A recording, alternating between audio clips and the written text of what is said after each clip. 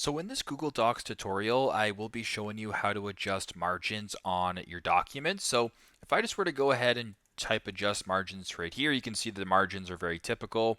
If you wanted to go ahead and change it, you can actually just go ahead and slide this top bar this way. So if you wanted the margins to perhaps be more this way, you can then also play around with it and do what you got to do this way. So you can go ahead and extend the margins. Another way you can do it as well, go to this top bar right here, go to where it says page setup, and then if you go down low, you can change the margins in inches right here. So you can go ahead and move this like to 5, press OK, and it'll move the margins that way. Once again, if you were to go to page setup here, you can go to where it says 0.5, press OK, and you can change the margins this way. And once again, you can go ahead and play with the margins this way by sliding this bar or going to page setup right here and playing around with it this way. So pretty simple, pretty straightforward. That is how to adjust margins on Google Docs. Thanks again for watching and hope this helps.